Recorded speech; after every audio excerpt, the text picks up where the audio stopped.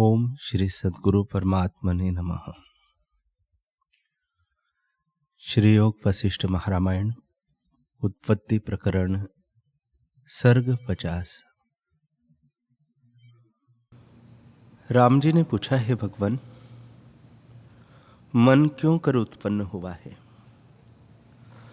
श्री वशिष्ठ जी बोले, हे रामचंद्र जी, ब्रह्म अनंत शक्ति है और उसमें अनेक प्रकार का किंचन होता है।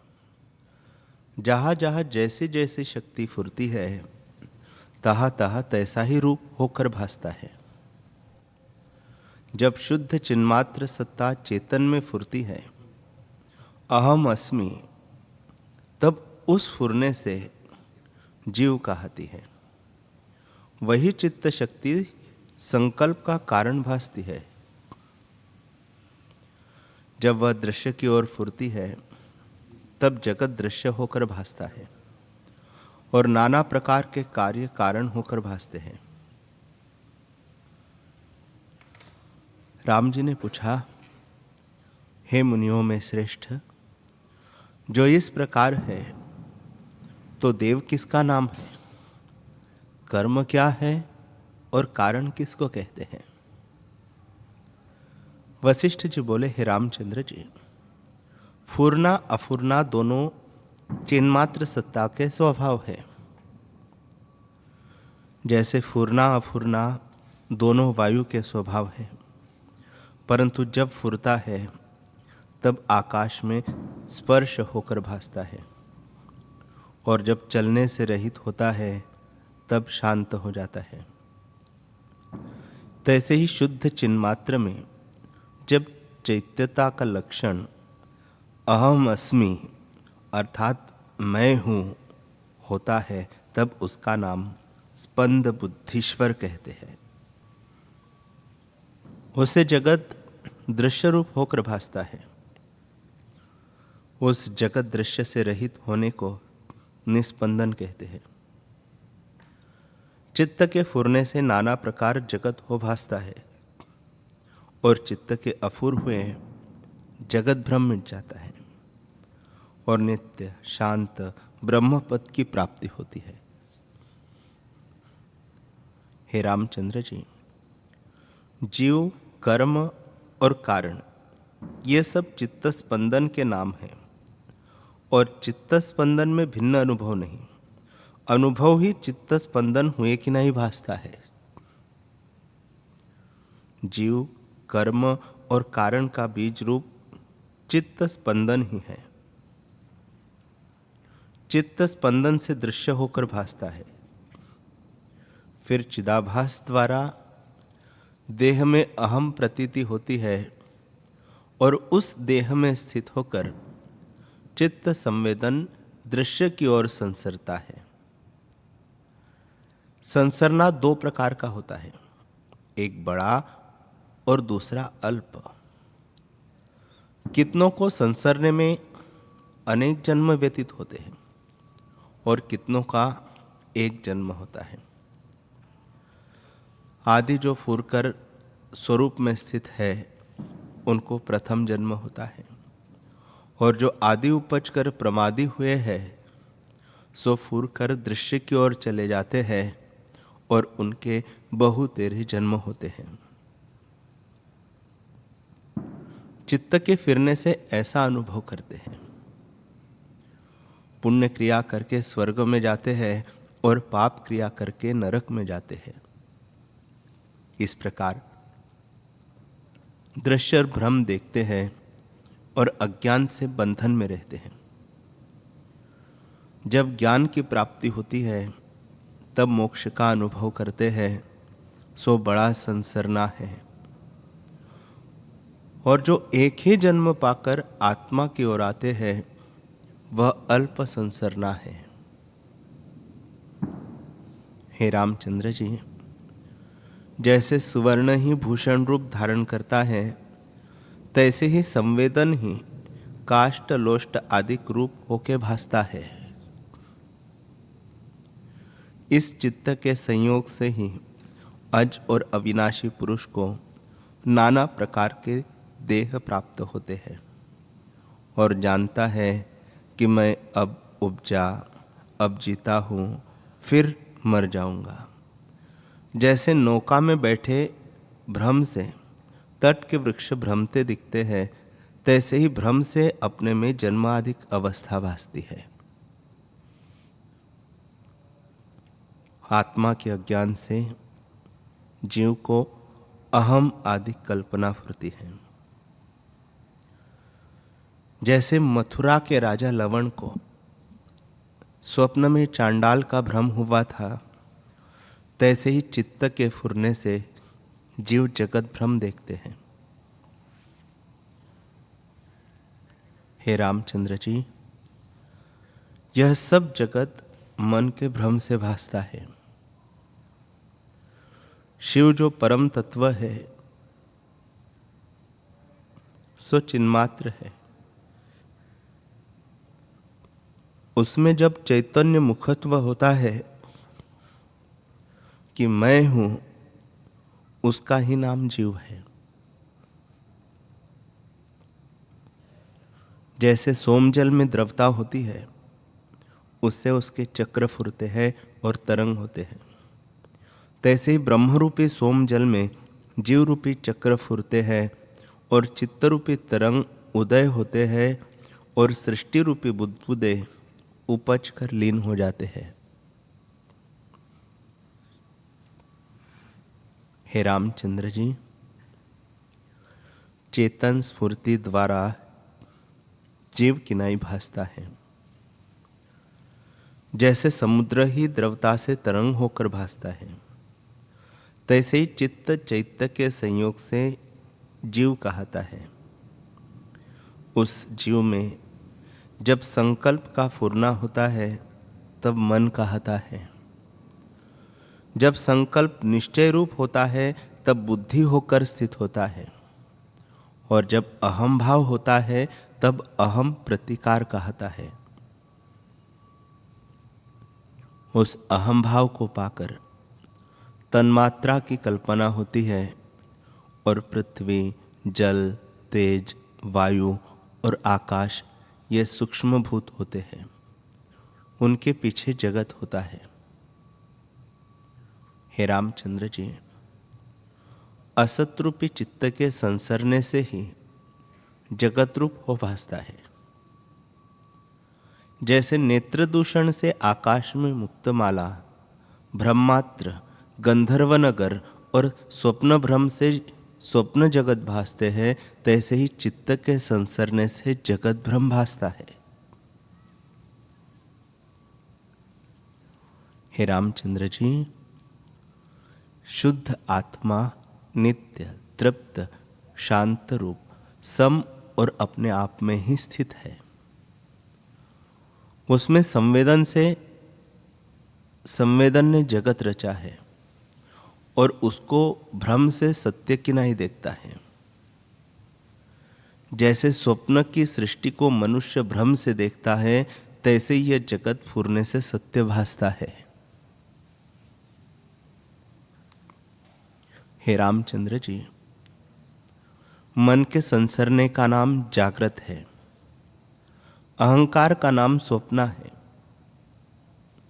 चित्त जो सजातीय रूप चेतने वाला है, उसका नाम सुषुप्ति है और चिन्मात्र का नाम तुरीय पद है। जब शुद्ध चिन्मात्र में अत्यंत परिणाम हो, तब उसका नाम तुर्यातीत पद है। उसमें स्थित हुआ फिर शोकवान कदाचित नहीं होता। उसी ब्रह्म सत्ता से सब उदय होते हैं और उसी ही में लीन होते हैं, और वास्तव में न कोई उपजता है और न कोई लीन होता है। चित्त के फुरने से ही सब भ्रम भासता है।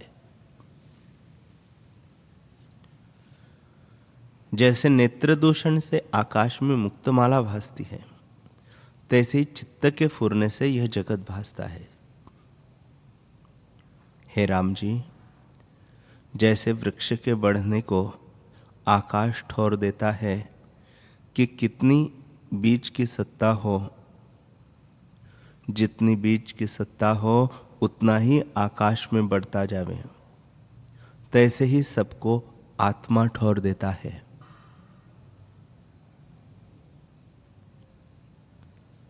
अकर्ता रूप भी संवेदन से भासता है।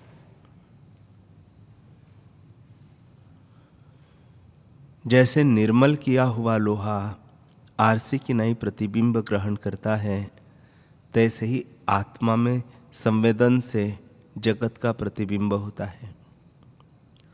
पर वास्तव में जगत भी कुछ दूसरी वस्तु नहीं है। जैसे एक ही बीज पत्र, फूल, फल और टास होकर भासता है, तैसे ही आत्मा संवेदन से नाना रूप जगत होकर भासता है। जैसे पत्र और फूल वृक्ष से भिन्न नहीं होते, तैसे ही अबोध रूप जगत भी बोध रूप आत्मा से भिन्न नहीं।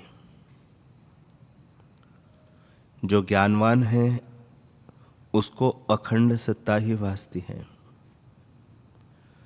जैसे समुद्र ही तरंग और बुदबुदे होकर और बीज ही पत्र, फूल, फल और टास होकर भासते हैं, तैसे ही अज्ञानी को भिन्न भिन्न नाम रूप सत्ता भासती है। मूर्ख जो देखता है तो उनके नाम रूप सत्य मानता है। ज्ञानवान देख के एक रूप ही जानता है। ज्ञानवान को एक ब्रह्म सत्ता ही अनंत भासती है और जगत भ्रम उनको कोई नहीं भासता। इतना सुनकर राम जी ने कहा, बड़ा आश्चर्य है कि असत रूपी जगत सत होकर बड़े विस्तार से स्पष्ट भासता है। यह जगत ब्रह्म का आभास है। अनेक तन्मात्रा उसके जल और बूंदों की नाई है और अविद्या करके फुरती है, ऐसा भी मैंने सुना है। हे मुनीश्वर, यह स्फूर्ति बहिर्मुख कैसे होती है और अंतर्मुख कैसे होती है? श्री वशिष्ठ जी बोले, हे रामचंद्र जी, इस प्रकार दृश्य का अत्यंत अभाव है। अनहोते दृश्य के फुरने से अनुभव होता है। शुद्ध चिन्मात्र ब्रह्म सत्ता में फूरने से जो जीवत्व हुआ है वह जीवत्व असत है, परंतु सत की नाई होता है। जीव ब्रह्म से अभिन्न है, पर फुरने से भिन्न की नाई स्थित होता है। उस जीव में जब संकल्प कल्पना होती है तब मन रूप होकर स्थित होता है। स्मरण करके चित्त होता है, निश्चय करके बुद्धि होती है और अहम भाव करके अहंकार होता है। फिर काक ताली की नाई चिद अणु में तन्मात्रा फुराती है। जब शब्द सुनने की इच्छा हुई तब श्रवण इंद्रिय प्रकट हुई। जब देखने की इच्छा हुई तब नेत्र इंद्रिय प्रकट हुई। गंध लेने की इच्छा से नासिका इंद्रिय प्रकट हुई। स्पर्श की इच्छा से त्वचा इंद्रिय प्रकट हुई और रस लेने की इच्छा से रसना इंद्रिया प्रकट हुई है। इस प्रकार पांचों इंद्रिया प्रकट हुई है और भावना से सत ही असत की नाई भासने लगी। हे रामचंद्र जी, इस प्रकार आदि जीव हुए हैं और उनकी भावना से अंतवाहक शरीर हो आए हैं। चलते भासते हैं पर अचल रूप है। इससे जो कुछ जगत भासता है वह सब ब्रह्म स्वरूप है, भिन्न कुछ नहीं। प्रमाता, प्रमाण और प्रमेय ब्रह्म है और संवेदन ब्रह्म से ही अनेक रूप नाना प्रकार के भासते हैं। जैसा जैसा संवेदन फुरता है तैसा तैसा रूप होकर भासता है। जब दृश्य को चेतता है तब नाना प्रकार का दृश्य भासता है, और जब अंतर्मुख ब्रह्म को चेतता है तब ब्रह्मरूप होकर भासता है।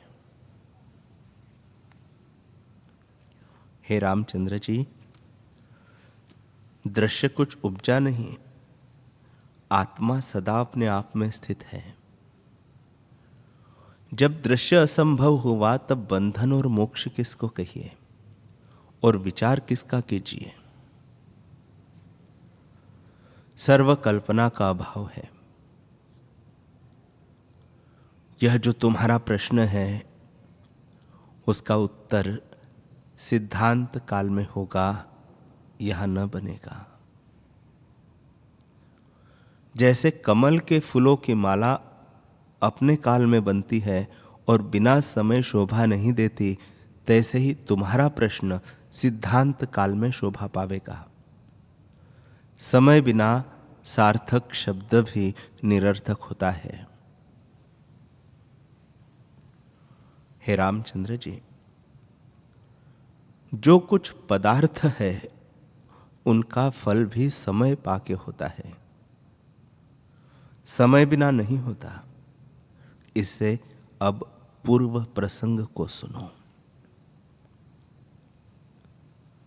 हे राम जी, ब्रह्म में चैतन्य मुखत्व से आदि जीव ने आपको पिता माता जाना।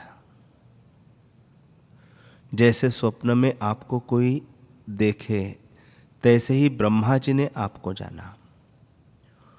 उन ब्रह्मा ने प्रथम ओम शब्द का उच्चारण किया। उस शब्द तन्मात्रा से चारों वेद देखे और उसके अनंतर मनोराज से सृष्टि रची। तब असतरूप सृष्टि भावना से सत्य होकर भासने लगी। जैसे स्वप्न में सर्प और गंधर्व नगर भासते हैं, तैसे ही असत्य रूप सृष्टि सत्य भासने लगी। हे राम जी, ब्रह्म सत्ता में जैसे ब्रह्मादिक उपजे हैं, वैसे ही और जीव कीट आदि भी उत्पन्न हुए। जगत का कारण संवेदन है। संवेदन भ्रम से जीवों को जगत भासता है। उनको भौतिक शरीर में जो अहम प्रतीति हुई है, उससे अपने निश्चय के अनुसार शक्ति हुई। ब्रह्मा में ब्रह्मा की शक्ति का निश्चय हुआ और चीटी में चीटी की शक्ति का निश्चय हुआ। जैसी जैसी वासना संवित में होती है, उसके अनुसार ही अनुभव होता है। शुद्ध चिन्मात्रा में जो चैतन्य मुखत्व हुआ, उसी का नाम जीव हुआ। उसमें जो ज्ञान रूप सत्ता है, सोई पुरुष है, और जो फुरना है, सोई कर्म है। जैसे जैसे फुरता है, तैसे ही तैसे भासता है। हे रामचंद्र जी, आत्म सत्ता में जो अहम हुआ है, उसी का नाम चित्त है। उससे जो जगत रचा है, वह भी अविचार सिद्ध है। विचार करने से नष्ट हो जाता है। जैसे अविचार से अपनी परछाई में भूत पिशाच कल्पता है और उससे भय उत्पन्न होता है, पर विचार करने से पिशाच और भय दोनों नष्ट हो जाते हैं, तैसे ही हे रामचंद्र जी, आत्म विचार से चित्त और जगत दोनों नष्ट हो जाते हैं। हे रामचंद्र जी, ब्रह्म सत्ता सदा अपने आप में स्थित है। उसमें चित्त कल्पना कोई नहीं, और प्रमाता प्रमाण प्रमेय भी ब्रह्म से भिन्न नहीं, तो द्वैत की कल्पना कैसे हो। जैसे शशय के श्रृंग असत है, तैसे आत्मा में द्वैत कल्पना असत्य है। हे रामचंद्र जी, यह ब्रह्मांड भावना मात्र है। जिसको सत्य भासता है उसको बंधन का कारण है। जैसे घुरान अर्थात कुशवारी अपना ग्रह अपने बंधन का कारण मानती है और उसमें फंस मरती है, तैसे ही जो जगत को सत्य मानते हैं उनको अपना मानना ही बंधन करता है और उससे जन्म मरण देखते हैं। जिसको जगत का असत्य निश्चय हुआ है, जिसको जगत का असत्य निश्चय हुआ है, उसको बंधन नहीं होता, उसको उल्लास है। हे रामचंद्र जी, अनुभव सत्ता सबका अपना आप है। उसमें जो जैसा निश्चय किया उसको अपने अनुभव के अनुसार पदार्थ भाषा है।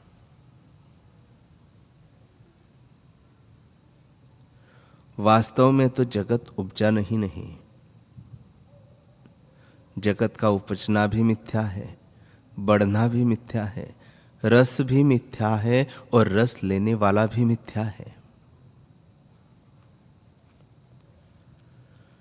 शुद्ध ब्रह्म सत्ता सर्वगत, नित्य और अद्वैत सदा अपने आप में स्थित है, परंतु अज्ञान से शुद्ध भी अशुद्ध भासता है, सर्व जगत भी परिचिन्न भासता है, ब्रह्म भी अब्रह्म भासता है, नित्य भी अनित्य भासता है और अद्वैत भी द्वैत सहित भासता है। हे रामचंद्र जी, अज्ञान से ऐसा भासता है। जैसे जल और तरंग में मूर्ख भेद मानते हैं परंतु भेद नहीं, तैसे ही ब्रह्म और जगत में भेद अज्ञानी देखते हैं। जैसे सुवर्ण में भूषण और रस्सी में सर्प मूर्ख देखते हैं, तैसे ही ब्रह्म में नानात्व मूर्ख देखते हैं। ज्ञानी को सब चिदाकाश है।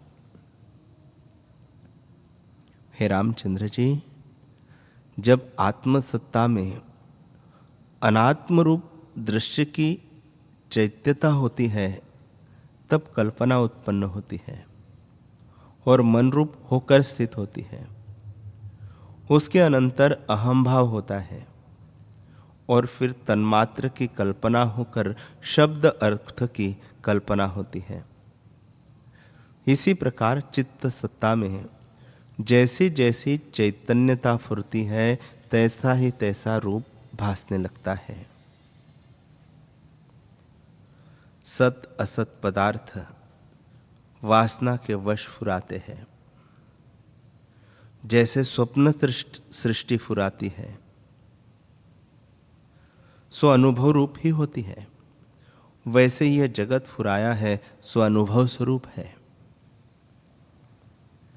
इससे सृष्टि में भी चिन्मात्र है और चिन्मात्र ही में सृष्टि है। सबको सत्तारूपी भीतर बाहर ऊर्ध्व अधः चिन्मात्र ही है। प्रमाता प्रमाण और प्रमेय यह सब पद चिन्मात्र ही में धारे हैं। नित्य उपशांत रूप है। समसत जगत की सत्ता उसी से होती है, सो एक ही सम है और तुर्य अतीत पद नित ही स्थित है।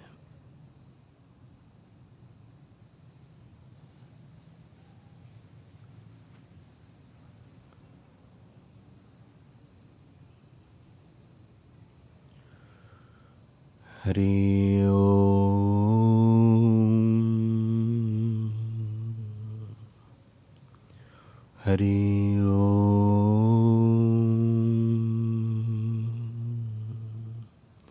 ओम सहनाववतु सहनो भुनक्तु सह वीर्यं करवावहै तेजस्विनावधीतमस्तु मा विद्विषावहै। ओम शांति शांति शांति। श्री सद्गुरुदेव भगवान की जय।